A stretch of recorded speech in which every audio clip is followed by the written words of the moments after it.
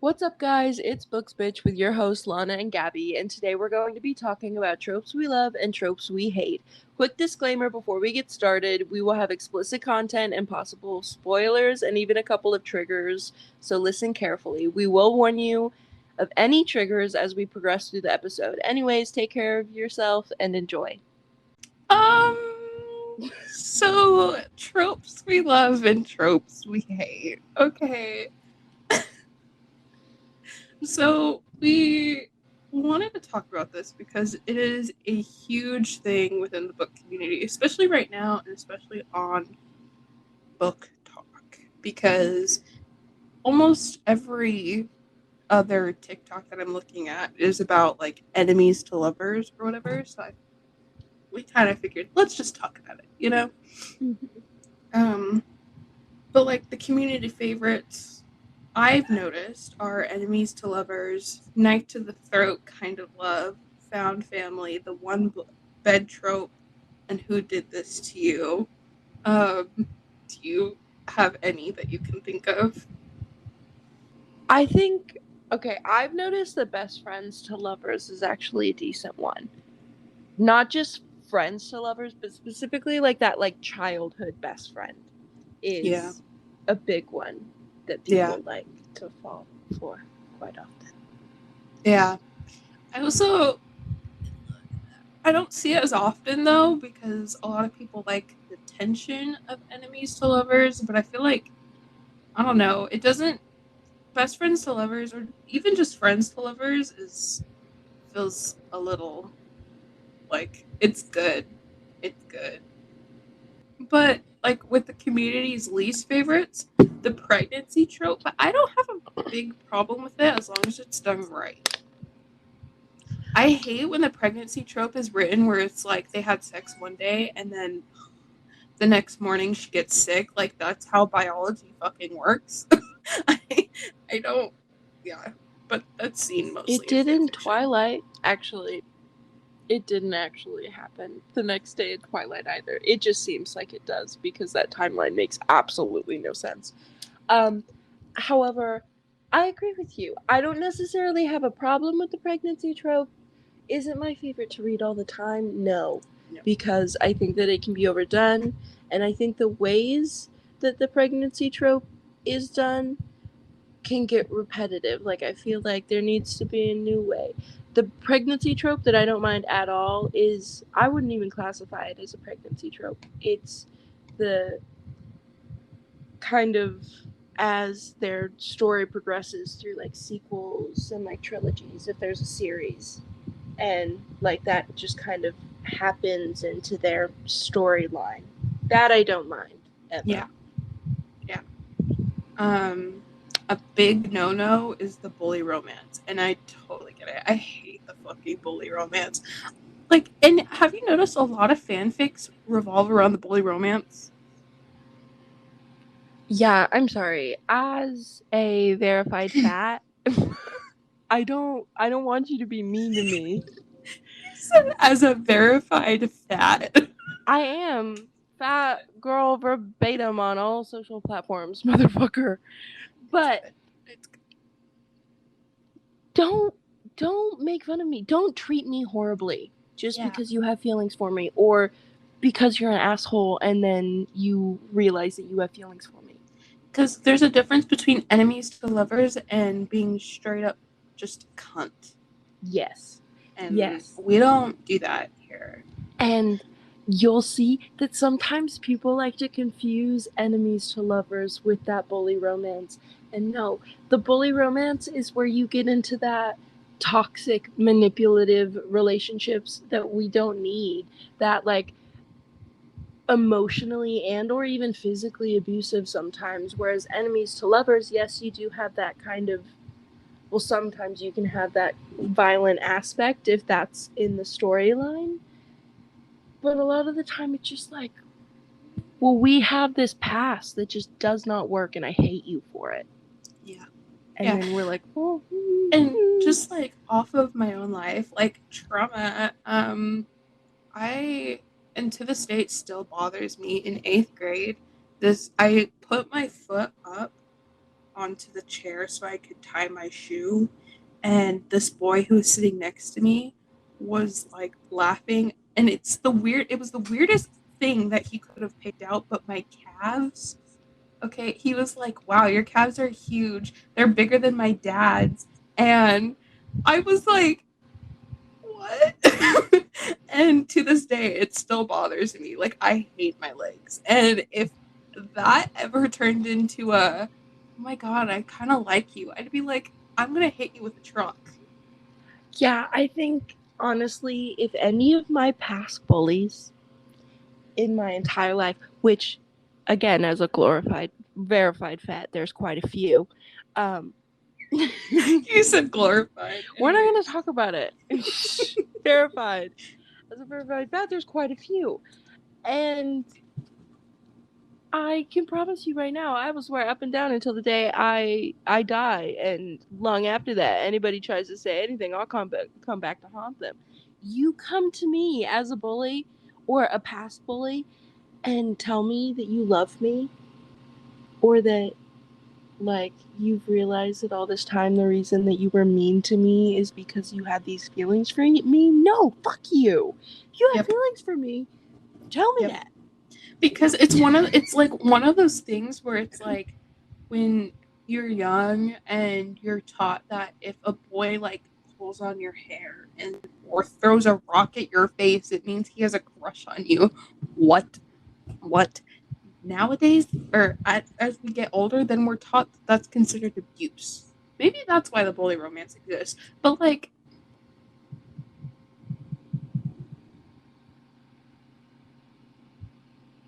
what? What? You just paused. I was just making a stink face at it because it's just bothered me. Anyways, okay. Other tropes that I noticed that are like not exactly hated by the community, but definitely lesser liked, if that makes sense. Strangers to lovers, friends to lovers, and lovers to enemies. Yeah, because who wants to see it all go downhill? I do. Give me the sad endings, bro. No. What I'm here for is break my heart halfway.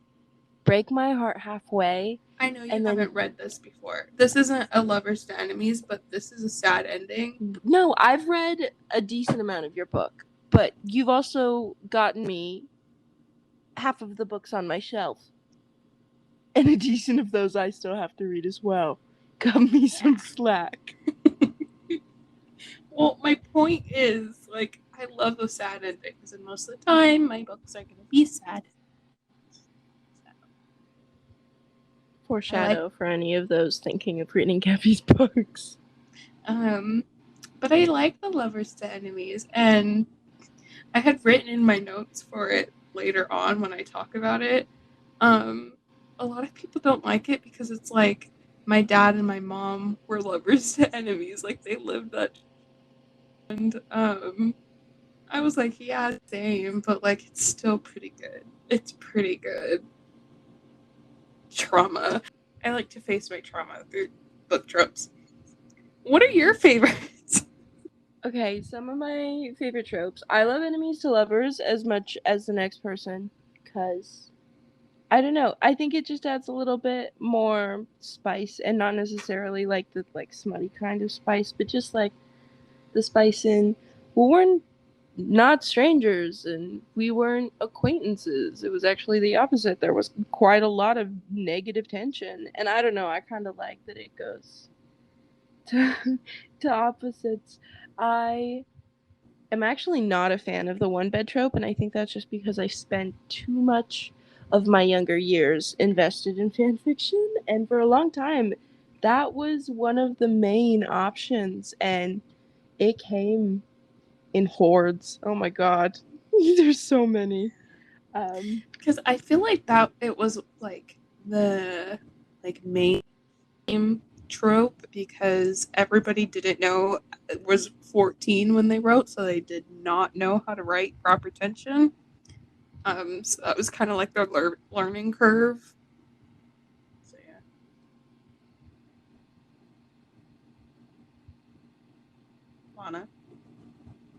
you good? I low-key think that I just froze, but like in real life. If that makes sense. Yeah, you froze along with your computer screen. Oh no. Okay. You full on buffered. Okay, what's the next one that you like? I like age gap, but only sometimes. And it's not necessarily like this giant, I guess, could walk on the fine line of gross age gap, but just like, I don't know. I kind of have daddy issues. We're not going to get into that I fully. have a lot of things to say about age gaps. But so much.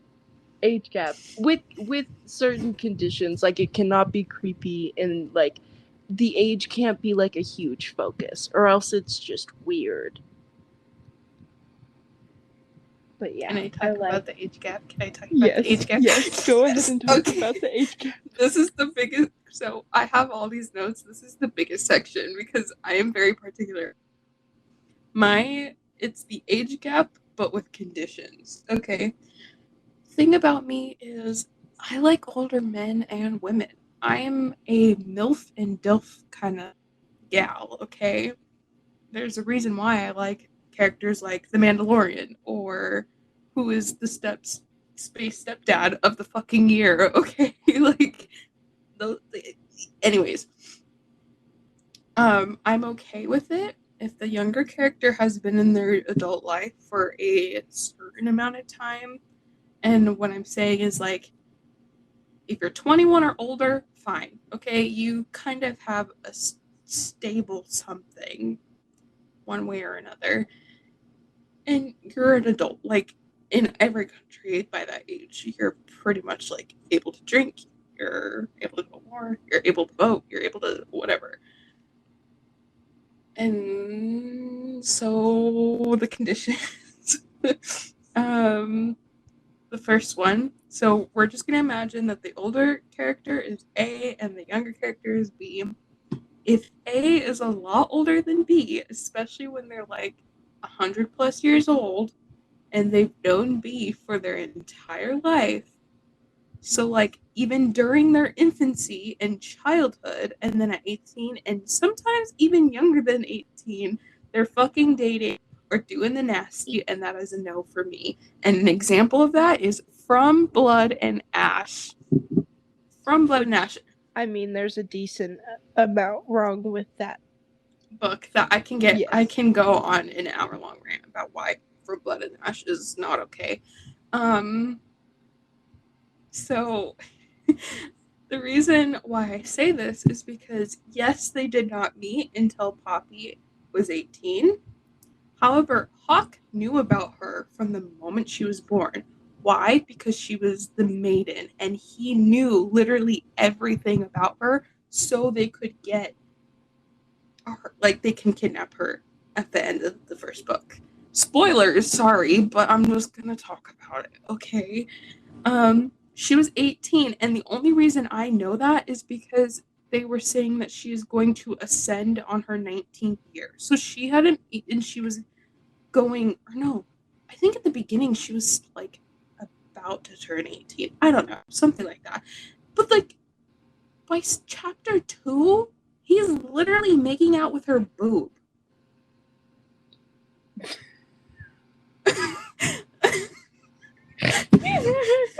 Like, oh my god, let me explain. Let me explain. A little bit more than he's literally making out with her boobs. So she's Singular? not. Yeah, okay. So she's. So she's not supposed to leave the castle that she lives in because she's the maiden. Like, no one's supposed to talk to her. She's not supposed to be even looked at, basically. And so she sneaks out one night and she goes to this like bar and she's playing cards. She has like a mask on, so nobody, even if the people knew who she was, they wouldn't recognize her. And then her guard that's basically her dad, and it was probably the only thing I liked about the entire book was came in and she was trying to hide, and then this lady was like, go upstairs and hide in one of the rooms, which is one of the rooms where prostitutes would take men. So that shows she went and hid in the room, and then Hawk, who is the 200-plus-year-old vampire slash Atlantean, he's basically a vampire, is in there, and he pretends that she is someone else, but he knew who she was, and started like kissing her, and he like lays her down on the bed, and he's like, his mouth starts kissing her boob, and then he goes down lower and then stops himself because he had to leave, and she's 18 and he's 200 plus years old, and he's known about her since her infancy. That's gross. Yeah. So fuck From Blood and Ash, and I will never trust anyone who likes that book. So my second condition, again, older characters A, younger characters B. If A doesn't know B but lusts after them the moment they become an adult, like they're still a baby.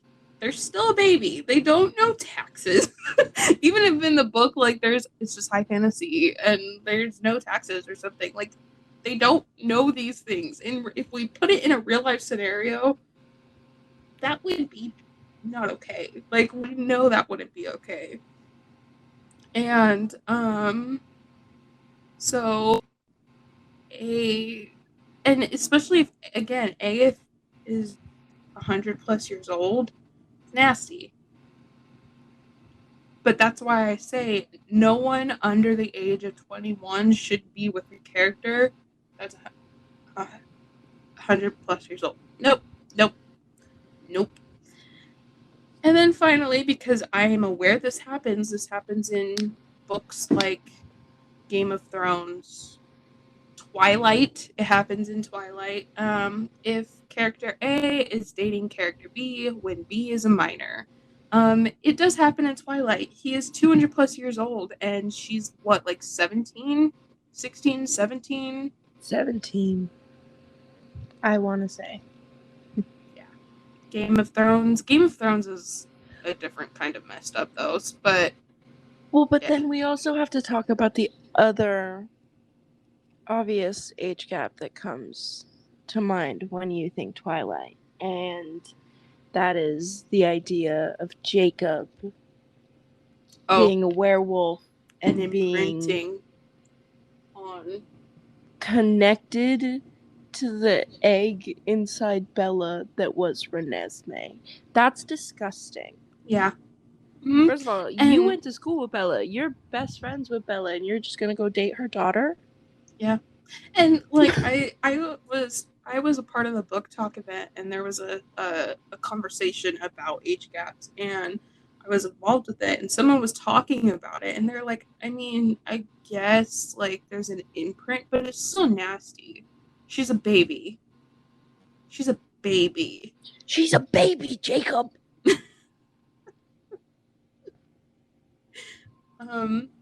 But yeah, like I said, anyone who isn't over the age of 21 should not be in a relationship with anyone significantly older than them, especially when they are a 100-plus-year-old creature. And side note, in my upcoming trilogy, there's going to be there's going to be an age gap, and the love interest, who's the younger character, is literally 25. So, Yay for not creepy age gaps. Yeah. Doing the bare minimum, Gabby. No, right? I'm proud of you. But I honestly don't see, unless like as long as the conditions are put in place, I don't see a problem with the age gap. But also, I like older men and women, so that's just my preference. Basically, if you're a writer and thinking about doing age gap, think it through, and think it through big time. Yeah, and write it carefully, because if not, that is fucked. up. Okay, what else do you got?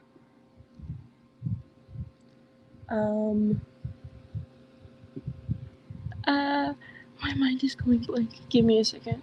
You're just gonna have to edit you responding, me responding to you. Okay. What else do I have?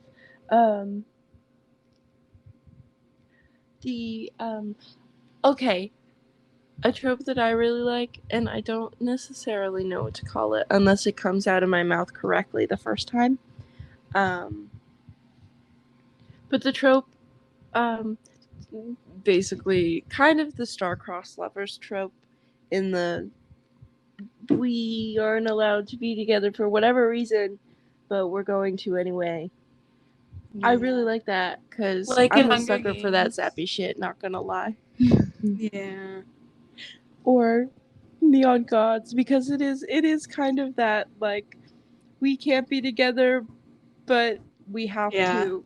Whether there after meeting you, there wasn't any other option but us type love. I love those stories so much. Yep.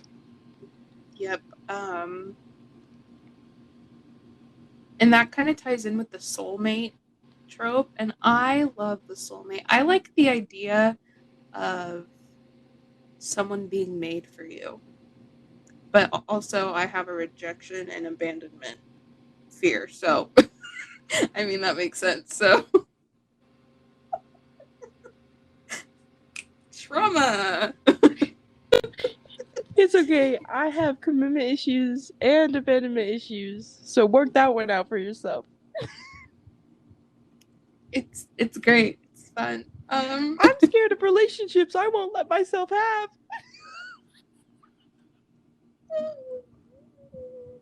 I love how the favorite tropes is literally, or tropes in general is just based off of your fear or trauma.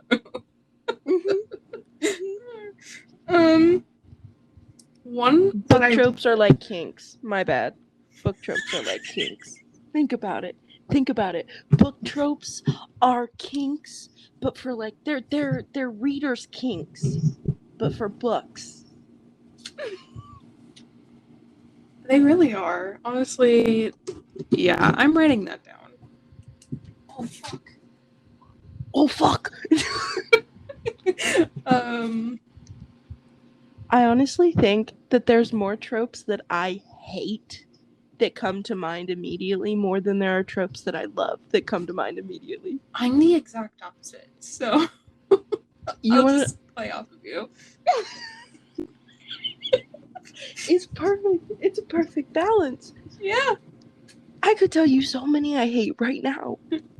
Okay, we'll get there. Okay. Another one that I really like, found family. I think it's really great. Again, trauma, trigger warning. As a bisexual Latina and growing up not feeling good enough, especially with someone who has a narcissistic father, found family is always great to read. Probably why I like Star Wars and Marvel so much. That's a whole nother thing. But like examples I can think of is A Curse So Dark and Lonely. It's not one of the main tropes, but it's definitely in there. I don't like the series, but Shatter Me is a found family type book. And then again, shameless self promo. It's my book, The Omen of Lilies, which is on Amazon. Go get it right now. I'm telling you, not the author, which means it's not anymore shameless self promo. Go get it. It's really good. Thank you. Okay, and then the one bed trope, but in a specific way. Okay, I don't like the thing where they just like climb into bed and then they're like whatever. It has to be when character A and character B have to deal with one bed, and then one of the characters gives the other one the bed and just sleeps on the floor. But then sometime in the middle of the night, the character in the bed gets a night terror.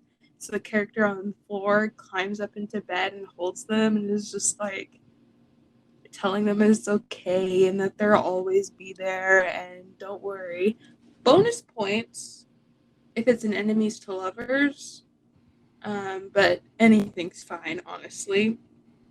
And I don't have any recommendations for that one because it's hard to find specific tropes like that. So if anyone has those recommendations, there you go. Another one is I'll burn the world down for you, and it's the one where and the quote that comes to mind is a hero will sacrifice you to the world for the world, but the villain will sacrifice the world for you. And that is what I love. I love it. Right. Listen, like, I'm all for world peace. Mm-hmm. But if it's gonna burn, it might as well burn for me. Yep. I love it. I'll burn the world down for you. It's the greatest thing. Speaking of which, I have to tell you, oh my god. So I came up with this quote for like a book later on. Okay, guys, you didn't hear it in the final recording, but I heard it pre-production. No spoilers for you, just tears for me. Yeah, that's the end of the book. No second book. That's so sad. Yep. And I'm so ready to. I can't believe it. I can't believe I'm. Oh god! And of course I'm gonna read it, and I'm gonna cry the whole time too. Because you know what's gonna happen. With that being said, I love sad endings. The tears streaming down my face right now. I love that. She said, "Give me more." That was the whole point. But I love sad endings. I'm honestly so fucking tired of the happily ever after ending. Just give me something to make me feel, bro. See, I really love the happily ever after ending, but I need a lot to happen to them before they reach that point. I think that, honestly, I don't know why we keep going back to this whole like world burning scenario, but honestly, the world needs to burn. And I honestly, I don't know where I went with that. Don't know where I was going with that. So. But one of my favorite books of all time, it is a young adult gay romance. Please check trigger warnings if you want to go read it. Who's the author? Give me a moment. Are you thinking of the book that I'm thinking of? It looks like this. It looks like this. No. It looks like this by Rafi Middlefield. I don't know how to say that. Yeah, but it's good. It's good. And check trigger warnings because it's sad and there's no happy ending. Basically, there's also, if you. I also recommend to the people who want to try the whole willingly getting your heart broken in two because of sad endings. There's always the staring you directly in the face. We both die at the end. Oh yeah. Yeah.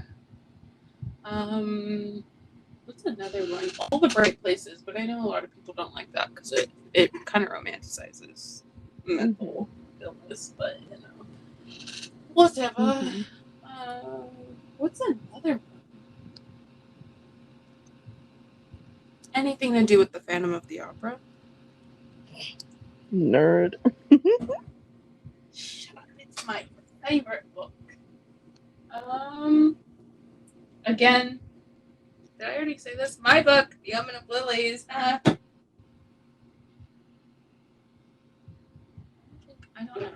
don't know. The Outcast trope? Yeah, the 5 lines at the bottom of the doc are my notes. So the outcast trope. Basically, the one that comes to mind is same author of All the Bright Places, Holding Up the Universe by Jennifer Niven. You have Libby. You have Libby and oh no, his name is blanking from my brain right now. But you have Libby, the female MC who grew up as the fattest kid in America, and she didn't go to school for a really long time, and because of not being able to leave the house, and she starts high school and sees all these people and is introduced back to society for the first time in a really, really long time, and she meets the male MC and he can't recognize faces. Why are you laughing at me? I just thought that was funny. Let me see. I'm gonna figure out his name. Hold on. I got you. Just continue talking. So she meets the male MC and he can't recognize faces, and it kind of it doesn't really allow him to establish relationships, and they just kind of lean on each other. I don't know. I like the whole being able to find that one person that makes you feel seen and heard when everyone else is so focused on making sure that you're not. You know? I don't know. Yeah. Can you tell I have mental illness? Jack. His name is Jack. Jack. Why did I want to say that his name was Jack, but then didn't want to be wrong? Jack and Libby. Jack who cannot, and it's an actual condition where you can't recognize faces. Mm-hmm. I just can't remember what it is off the top of my head, but they basically just lean on each other, and it's nice and it's sweet. And my favorite scene in that whole book is when they're in the car together and they're driving to the doctors to figure out what's wrong with him, and they turn up the music and they're just vibing the whole time. I love that scene. One of my favorite scenes in that book is when they're in the cafe and they're dancing, and I mean right after is kind of a sad moment, but it's still really beautiful, and I actually really, really liked it. And I think the reason that I liked it is because when I read Holding Up the Universe for the first time, I was in middle school, and I was going through it. Yeah. And I don't know. Yeah, the outcast trope, that's also in The Perks of Being a Wallflower. Me and Earl and the Dying Girl. That one's a good one. I don't know. But, those are some of my favorite books. And I know they're, pretty mainstream, but I absolutely love those books. I have another trope that I really, really, really like. Okay. Let's hear it. You're going to agree with me on this one. The trope where where the two people fall in love and then for whatever reason have to go away from each other for a really long time, and then they're reunited.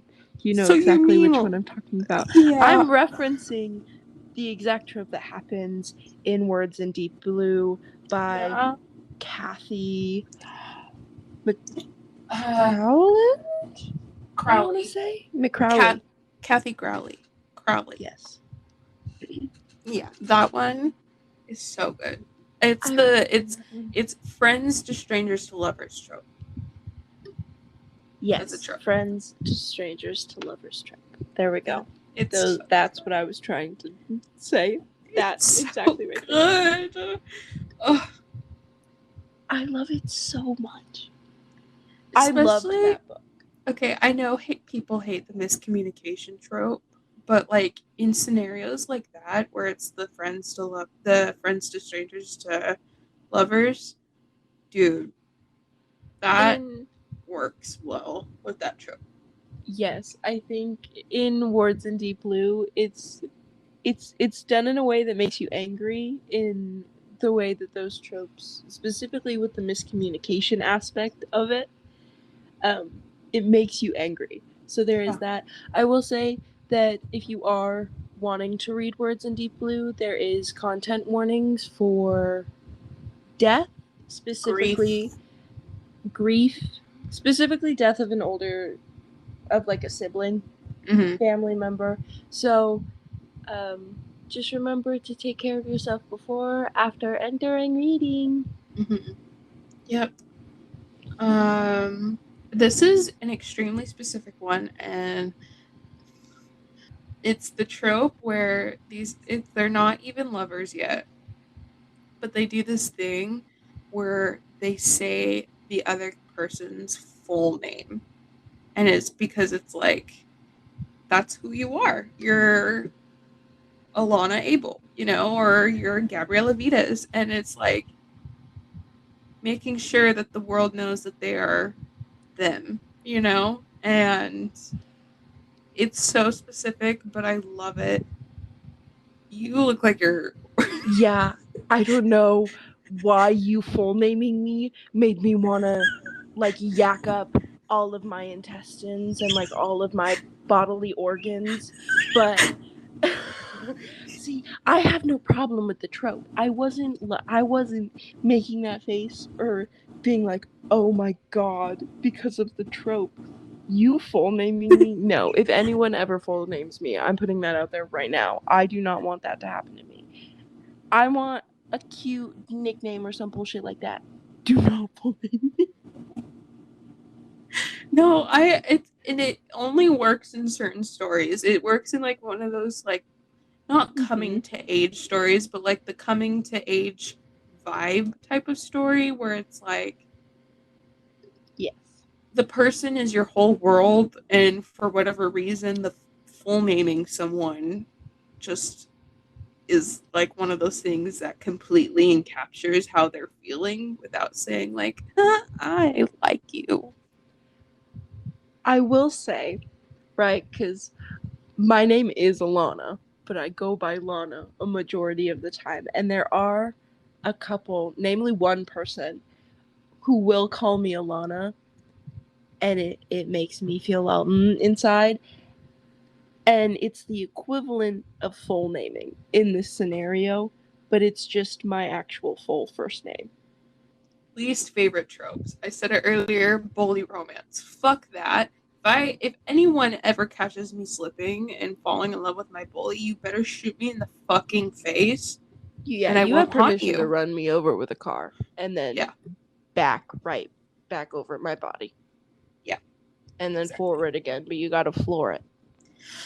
Okay. There's two different kinds of bullying romances too. It's the one where they just tease, and the other one where they're literally beating the shit out of the character, and somehow they still fall in love with them.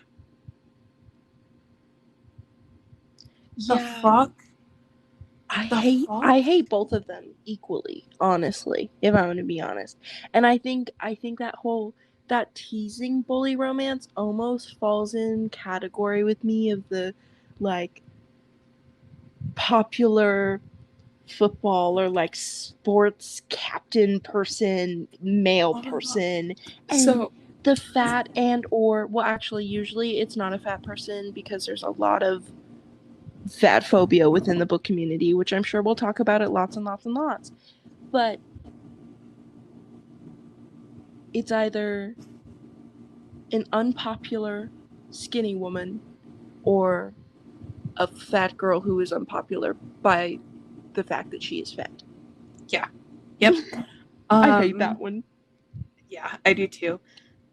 My favorite, and it's not a bully romance, okay? It's on Wattpad, and it's not fan fiction, And the name is so cliche, but it's so good. It's called Mr. Popular and I. Oh my god. Fuck, bro. And it's basically an enemies to lovers, but it's like they literally yeah, it's a geek and jock romance. It is. But it's like it's the old it's the only one that I have ever truly read type that I really liked, and I think it was because it was written really well. Um, but how they end up like constantly talking to each other and whatever is because it's in the first chapter. It's so stupid, but it's so good. Her house burns down, Oh God. and her dad is really good friends with his dad, so his dad goes, hey, stay over until you guys can get on your feet again. Oh, specifically the geek and jock trope where the parents are involved, and the only reason that the jock catches feelings for the geek or the unpopular or in the terms of society standards not beautiful or whatever it may be, when like the jock's parents are forcing that whole like hangout situation on them. They're like, no, I hate them. I would never. Why are you making me do this? That's embarrassing. No. What's embarrassing is me being forced to hang out with your whiny ass. Shut up. Yeah. A version of the geek and jock trope that I really like is when the parents are involved, but in a way where it's like, okay, they grew up with each other, so they like each other, but they're both like one is unpopular, one is popular, but like the jock will always stand up for the geek no matter what, and like is overprotective, and then you find out later that he's been in love with her and she's been in love with him, but like they don't talk about it. I love that one. Love it. It's good. Like Friends Next Door, but it's one of those friends to strangers to lovers type move because like Okay. If it's friends next door vibe and they just happen to be geek and jock friend next door, I don't mind that. But if it's just geek and jock trope, a lot of the time I won't want to read it simply based on that fact. okay, I'm gonna get even more specific now. When they're like friends next door and they're constantly playing like geeky games in the front or backyards and just like having a good time when they're little kids, and then obviously they drift apart through like middle school and a lot of high school, and then in high school like towards junior senior year or whatever they start reconnecting and they start realizing that they still really like those weird games like they used to play, because it's off the top of my head, like they used to pretend that they were in Star Wars and they were fighting Darth Vader, and then like back then they like meet each other again and become friends again and go, you still like Star Wars, what the fuck? And then chef's kiss, bro, chef's kiss. So you have inseparable childhood best friends to, in this case, strangers? Question mark. Like they grew up, so they kind of were like interested in different things, Yes. and then they realized that To they never. basically strangers to lovers. Yeah, yeah, but it's specific with the Jeek and Gok. Yeah, man, I swear to God, I just heard you say with the cock. I went to say geek and jock, and I said Jeek and Gok. I heard cock? Cock? Oh my god, I'm like glitched. No, like I didn't hear gawk. I heard COCK. Just say cock, bro. I did say cock, but I want to make sure that you heard cock and not cock. Why do you sound like you're gonna cry? Because I heard the word cock come out of you.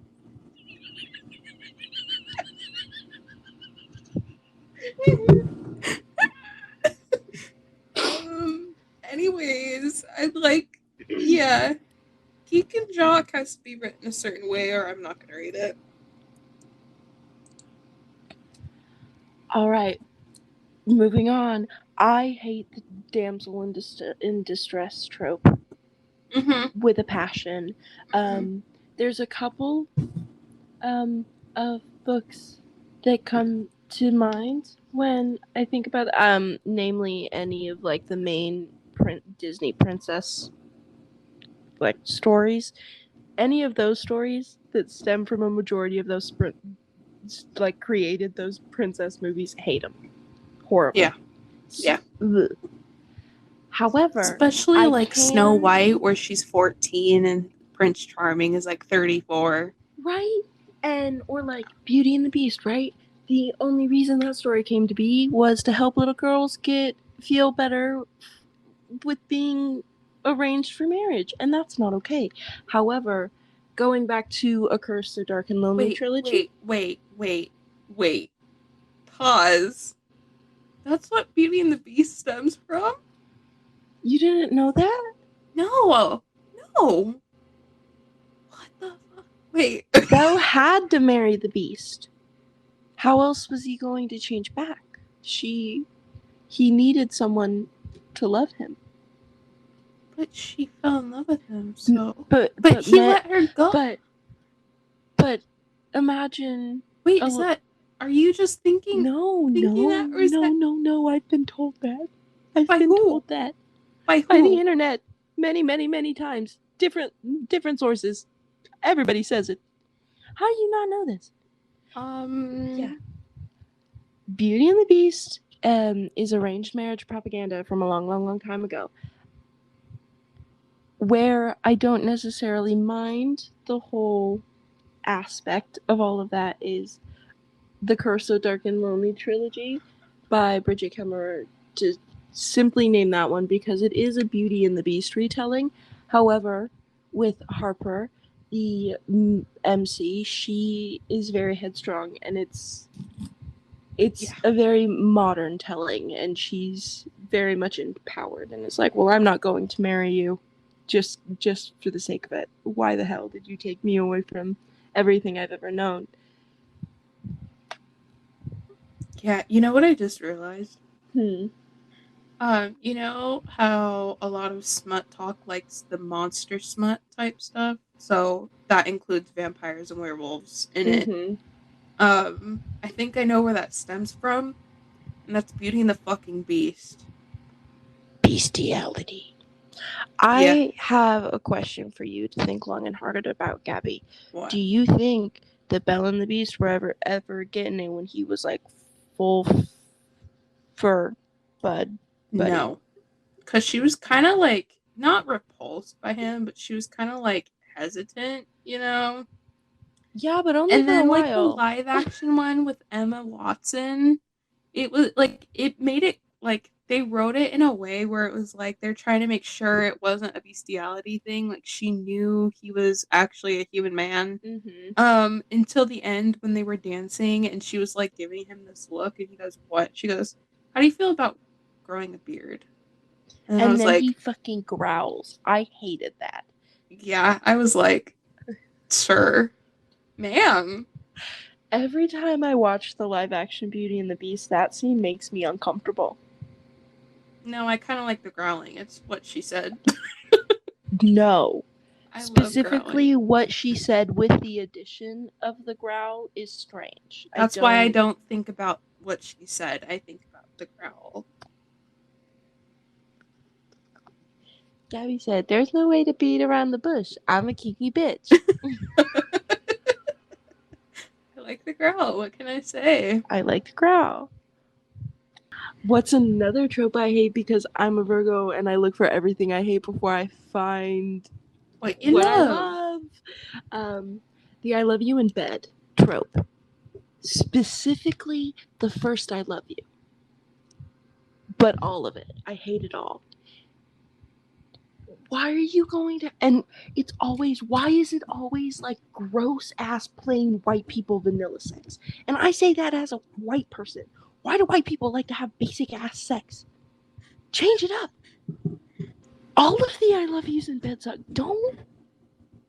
I don't want you on top of me or behind me or inside of me and telling me that you love me. What if it's after? Okay, if it's after and we're done, and I mean During the done, aftercare? done is in like you're not inside of me anymore, or like, I guess you don't even necessarily have to pee. If we're not being sexually involved anymore, and it's after or before, if we're doing the deed and you want to say IOY, it's over. I don't, what is it? It's over. I'm sorry.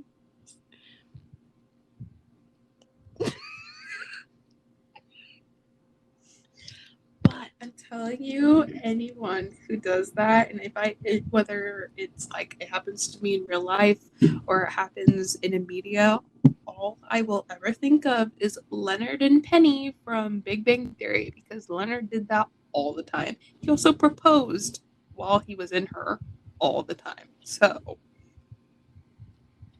have you ever seen it? You could propose to me while inside of me. Wait, so you won't have somebody say I love you, but they'll full on ask your hand in marriage. Yeah, but while it can't they're be serious. dicking you down. Yeah, but it can't be like a ring and everything. If it's like a spur of the moment marry, I like the spur of the moment bullshit. If it's but with this trope, if it's a spur of the moment I love you, I still don't want it. And the first I love you, if you hit me with the first I love you while you're inside of me or inside of me adjacent, I hope I'm gonna make you wish that you were never born. I hope your and then after that, I'm gonna haunt you after I die from my grave. I hope your future like boyfriend or does that just to piss. You probably would. I hope they hear this and go, okay, I know what to do. Yep. I thought I was supposed to be the brat. Oh my god. What was that came out of your mouth? Oh my god. Should I cut it out? No. Okay. Full send. Okay. Let's move on. What are they gonna do? Let's move on because this is turning into a smut talk. Wait, I have one more trope that I cannot live without. Okay. And that is the I cannot live without you manipulation trope. I hate it. Yeah. That one I hate. Especially the part where it's like, I'll kill myself. That I hate. That happened to a friend of mine in elementary school. She was dating this kid in our class, and he told her that, and it was a lot. She was like, what do I do? School? Literally, we were in the 5th grade, and we were at our other friend's birthday party. It was a sleepover. And it happened to her, and I thought that I was in a fan fiction, because yes, I didn't start in the 5th grade, but I was reading fan fiction in the 5th grade. Not that I should have been. And that was a big one in fan fiction. And I will say this right now, guys, to everybody listening, there is a difference between not being able to live without someone and being in love with them. There is a very big difference. Yeah. And also, if the only reason that you're going to stay in a relationship is because the other person in that relationship so-called can't live without you, but you're not interested in that relationship anymore and or have not been appreciated and treated well in that relationship, get out. Don't listen to him. Be like, not my problem anymore. Because you need to learn that the person who you belong with is someone who can live without you if they need to, but doesn't want to. I also hate the I need you trope rather than I want you. Like, I don't want you to need me. I don't want your dependency on me. I want you to want me. Completely different things. Yeah. Yeah. But at the same time, I want you to need me a little bit. But that's just me. And that's That because I know sounds- that I'm the greatest thing that ever was or ever will be. I loved your And so confidence. I need, it's not my it's the truth. Where is the lie? Don't lie to True. me. It's It's true. just- Exactly. See, it's you true. heard it here first. Gabby is confirming. It's true. She's staying alive. I will be long after I'm dead, motherfucker.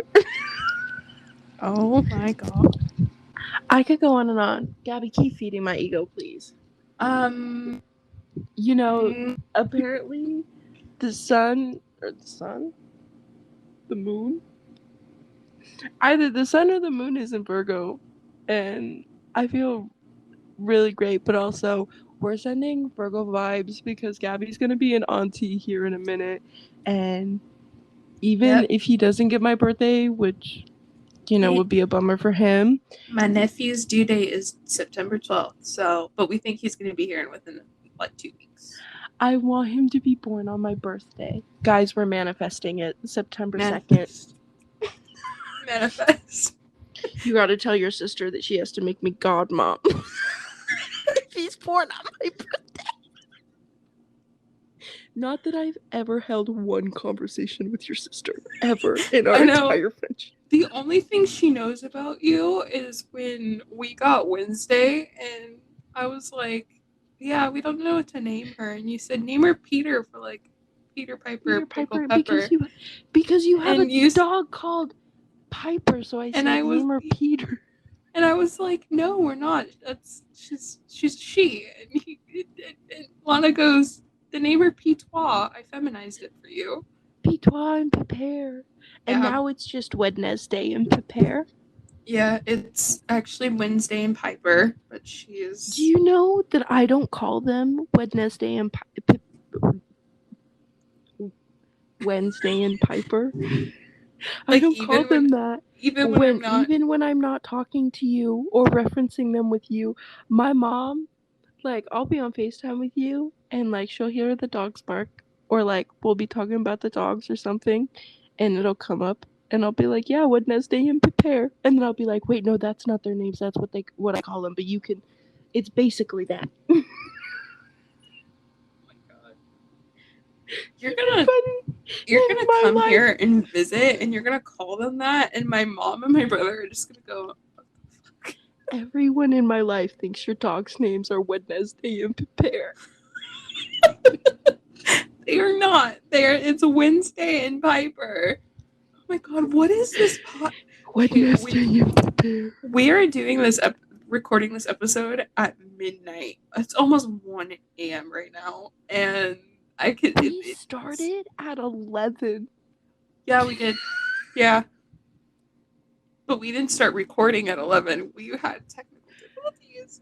I don't even know why, but we were productive tonight. I made a Twitter and a TikTok. TT. Yeah. TikTok. Tactic. I'm letting you know this is all being kept in because it's just too good to take out. Alana just changing vowels, same letters, different vowels. I'm not making any goddamn sense anymore. No, you're not. Let's get back on the trope train, if you will, because at this point it's just like a regular FaceTime. It was. This episode is a result of us not getting sleep right now. Okay, this is what it's like on FaceTime, guys. You're part of the gang right now. Yeah.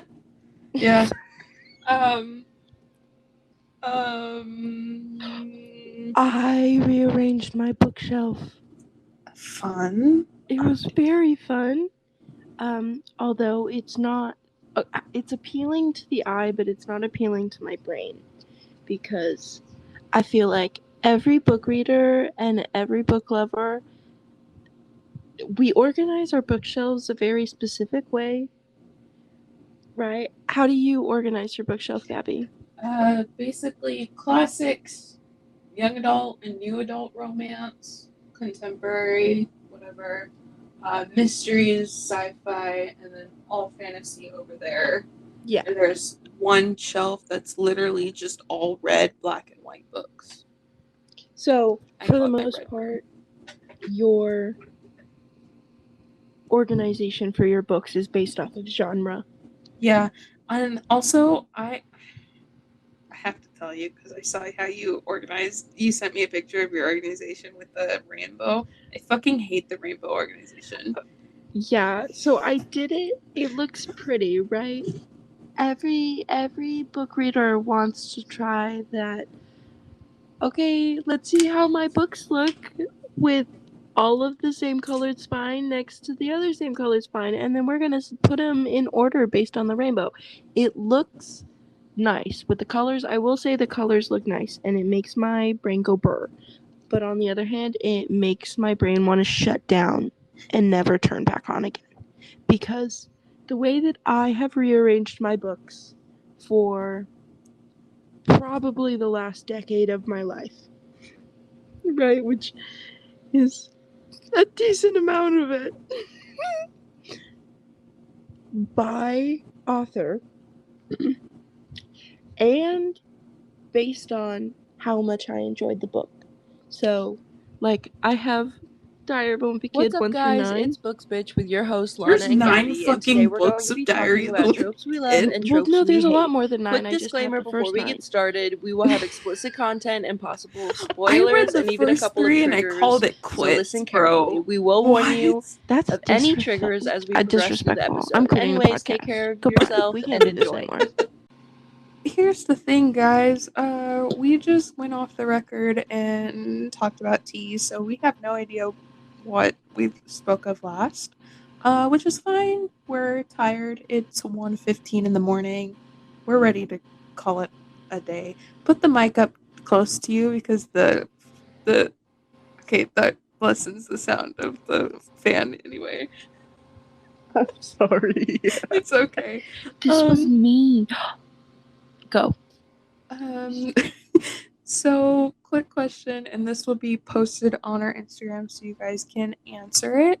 What is your favorite trope and what is your least favorite trope? So yeah. Anyways, that's it for today. Thank you all so much for listening. Remember to follow us on Instagram and now TikTok at itsbooksbxtchpodcast, but the I in bitch is replaced with an X. Also, we have a Twitter now, so I sounded Australian when Sir. There. Armor. So our Twitter is It's Books Bitch. Nothing is replaced. No anything. It's Books Bitch. So if you want to follow us there, go ahead. And if you just follow us on one thing, in our bio there is a Linktree link that you can click on and find us all of our social media. There are trigger warnings. So in this episode, so if you were triggered by them, please go and do some self-care. We know that can be really difficult. And take care of yourself throughout everything. We will let you know in future episodes when there's triggers. Anyways, we post a new episode every Saturday at noon Pacific Standard Time. Thanks, and we'll see you next week. Bye. Okay. Here's the thing, guys. We just went off the record and talked about tea, so we have no idea what we spoke of last, which is fine. We're tired. It's 1:15 in the morning. We're ready to call it a day. Put the mic up close to you because the okay, that lessens the sound of the fan anyway. I'm sorry. It's okay. This was me. Go. So, quick question, and this will be posted on our Instagram so you guys can answer it. What is your favorite trope and what is your least favorite trope? So yeah. Anyways, that's it for today. Thank you all so much for listening. Remember to follow us on Instagram and now TikTok at It's Books Bitch Podcast, but the I in bitch is replaced with an X. Also, we have a Twitter now, so I sounded Australian when Sir, there, no. So our Twitter is itsbooksbxtch. Nothing is replaced. No anything. It's Bxtch. So if you want to follow us there, go ahead. And if you just follow us on one thing, in our bio there is a link tree link that you can click on and find us all of our social media. There are trigger warnings. So in this episode, so if you were triggered by them, please go and do some self-care. We know that can be really difficult. And take care of yourself throughout everything. We will let you know in future episodes when there's triggers. Anyways, we post a new episode every Saturday at noon Pacific Standard Time. Thanks, and we'll see you next week. Bye. Bye. Okay.